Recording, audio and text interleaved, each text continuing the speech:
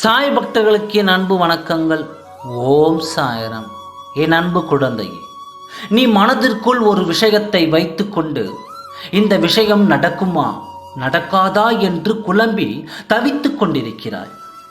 இதை யாருக்கும் சொல்லாமலும் மனதிற்குள்ளேயே ரகசியமாக வைத்திருக்கிறாய். அப்பா, இதற்கு பதில்தான் என்ன என்று நீ ஒவ்வொரு நாளும் விடியலிலும் என்னை கேட்டுக்கொண்டிருக்கின்றாய்.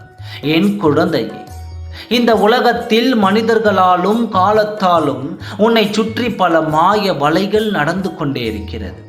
நீ எதை பற்றியும் கலங்காதே. அதற்கான விடியலை நான் உனக்கு தருகிறேன்.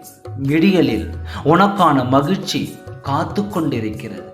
ஐயோ, தோல்வி வந்து விட்டதே என்று துவண்டு போகாமல் முனைப்புடன் செயல்பட்டு கொண்டே இருந்தால் நம்பிக்கையுடன் நடைபோடலாம். நீ நாளைய விடியலில் பெருமகிழ்ச்சிக்கான காலத்தை வரவேற்க தயாராக இரு குழந்தையே. ஒவ்வொரு நாள் விடியலிலும் என் குழந்தைக்கான வாய்ப்பை ஏற்படுத்தி கொண்டுதான் இருக்கிறேன். இதுதான் உன் வாழ்க்கை, இதுதான் உன் நியதி என்று நான் உனக்காக ஏற்கனவே தீர்மானித்து விட்டேன். யாரோ ஒருவருக்காக உன் வாழ்க்கையை நீயே வீணாக்கலாமா?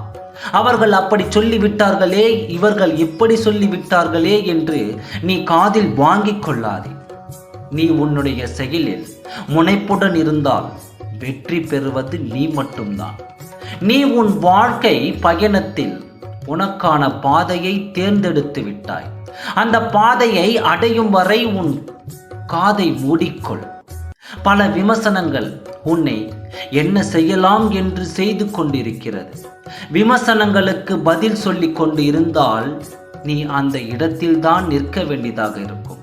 அதை காதில் வாங்கிக் கொள்ளாமல் காதை மூடிக்கொள் குழந்தையே. உன்னுடைய விமர்சனத்திற்கு பதில் சொல்லக்கூடிய ஒரே ஆள் நானாகத்தான் இருப்பேன். நீ உன் லட்சிய பாதையை பயணத்தை நோக்கி செல். அது அடையும் வரை யாருக்காகவும் எதற்காகவும் நிற்க வேண்டாம். நீ போய்கொண்டே இரு. நான் உனக்கான பதிலை அவர்களுக்கு சொல்லிக் கொண்டு வருகிறேன். காலம் கடந்த பின்பும் இவ்வளவு வேதனையை என்று நீ என்னிடம் கேட்கிறாய். சாயப்பா, எவ்வளவு மனதிற்குள் வேதனையை வைத்து அடைத்து வச்சிருக்கிறேன், இன்னும் உங்களுக்குள் காது கேட்கவில்லையா என்று நீ என்னிடம் கேட்கிறாய். நீ செய்த கால தர்மம் உனக்கு துணை புரியும். புண்ணியம் வரப்போகிறது. நடப்பது எதுவாக இருந்தாலும் அதை சகிப்புத்தன்மையோடு ஏற்றுக்கொள். வாழ்க்கையில் இதுதான் நடக்க வேண்டும் என்று நீயே முடிவு எடுக்காதே. அதை காலத்தின் கையில் ஒப்படைத்து விடு. நான் உனக்கு நடக்க இருப்பதை யாராலும் தடுக்க முடியாது.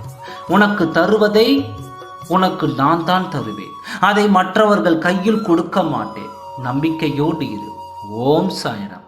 நன்றி, வணக்கம்.